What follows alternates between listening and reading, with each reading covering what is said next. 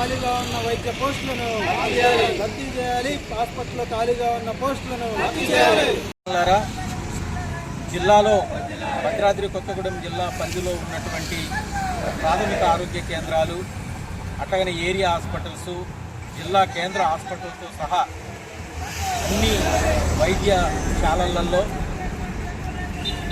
ప్రజల సౌకర్యార్థం మందులు, డాక్టర్లు, వైద్య సిబ్బందిని అందుబాటులో ఉంచాలని, ఇప్పటికే జిల్లాలో డెంగ్యూ, మలేరియా అనేక విషజ్వరాల బారిన పడి ప్రజలు పడుతున్నటువంటి ఇబ్బందులను దృష్టిలో పెట్టుకొని హెల్త్ ఎమర్జెన్సీని ప్రకటించాలని రాష్ట్ర ప్రభుత్వానికి విజ్ఞప్తి చేస్తూ ఉన్నాం.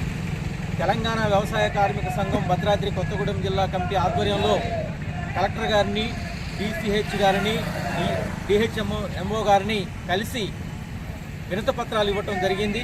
కలెక్టర్ గారిని, డిసిహెచ్ గారిని, డిహెచ్ఎంఓ గారిని కలిసి వినతిపత్రాలు ఇవ్వటం జరిగింది. ఆయా హాస్పిటల్స్లో ఉన్నటువంటి సమస్యలపైన వారికి అన్ని వివరాలు వివరించడం జరిగింది, మెమోరాండం ఇవ్వటం జరిగింది. కలెక్టర్ గారు కానీ, జిల్లా వైద్యాధికారులు కానీ ఇచ్చినటువంటి సమస్యలు న్యాయసమ్మతమైనవి. వీటిపైన ప్రభుత్వం దగ్గర నుండి పరిష్కారం కావాల్సినవి కొన్ని ఉన్నాయి. మా పరిధిలో ఉన్న వాటిని మేము పరిష్కారం చేస్తాము. ఇప్పటికే వైద్యానికి సంబంధించినటువంటి అన్ని రకాల చర్యలు మేము తీసుకుంటున్నాం అని అధికారులు మా దృష్టికి తీసుకురావడం జరిగింది. ముఖ్యంగా భద్రాద్రి కొత్తగూడెం జిల్లాలో ప్లేట్లైట్ మిషన్స్ చాలా ఇబ్బందులు ఉన్నాయి. ప్లేట్లైట్లు టెస్టులు చేయడానికి అధికారులు మా దగ్గర సరైన పరికరాలు లేవు అనే పేరుతోని ప్రైవేట్ హాస్పిటల్స్కు పంపిస్తున్నారు. తత్ఫలితంగా విపరీతమైనటువంటి భారాలు ప్రజలపైన, ఆర్థిక భారాలు పడతా ఉన్నాయి. సరైన సమయంలో ఆ టెస్టులు చేయనటువంటి కారణంగా ఇబ్బంది జరుగుతుంది. ముఖ్యంగా ల్యాబ్ టెక్నీషియన్స్ కూడా సరిగా లేకపోవడం, అధునాతన పరికరాలు అందుబాటులో లేకపోవడం వల్ల చాలా ఇబ్బందులకు గురవుతున్నారని చెప్పడం జరిగింది. భద్రాచలం ఏరియా హాస్పిటల్లో కూడా వైద్య సిబ్బంది లేక చాలా ఇబ్బందులు పడుతున్నారు.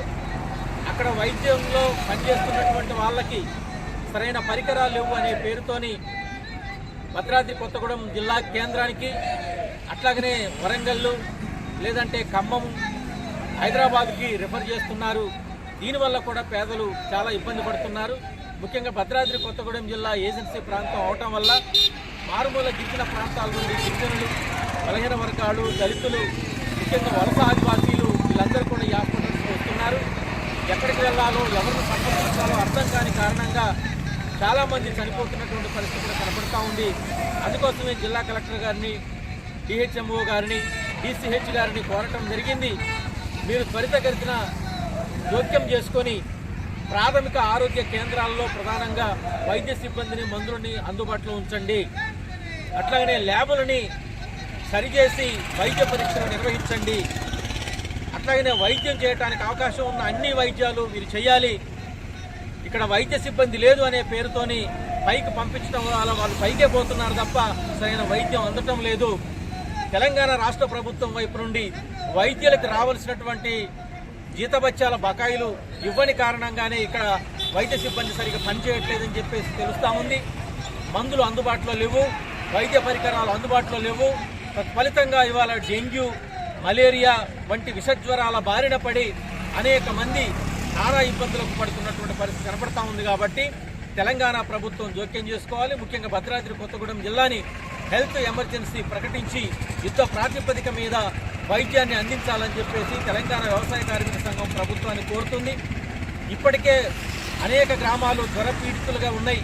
అందుకోసం మొబైల్ వైద్య టీముల ద్వారాగా వారికి వైద్యం అందించాలని చెప్పేసి కూడా ప్రభుత్వాన్ని కోరుతున్నాం. మారుమూల గిరిజన ప్రాంతాలైనటువంటి ఉదాహరణకు చర్ల మండలంలో పూసుగుప్ప, అట్లానే కొర్నపల్లి, వద్దిపేట ఇట్లాంటి ప్రాంతాలలో వైద్యం అందక ఇబ్బందులు పడుతున్నటువంటి పరిస్థితి కనబడుతుంది. ఇటు ఆలపల్లి, గుండాల, అట్లానే టేకులపల్లి మండలంలో అనేక ఇబ్బందులు పడుతున్నారు. ఇటు అశ్వరావుపేట, దమ్మపేట మారుమూల గిరిజన గ్రామాలు కూడా ఇవాళ కొత్తగూడెం రావడానికి అనేక అవస్థలు పడుతున్నారు. ఇట్లాంటి అన్నింటినీ కూడా పరిగణలోకి తీసుకొని ప్రభుత్వ ఉన్నతాధికారులు ఈ వైద్యం పైన ప్రత్యేక శ్రద్ధ పెట్టాలని చెప్పేసి మేము ప్రభుత్వాన్ని డిమాండ్ చేస్తా ఉన్నాం.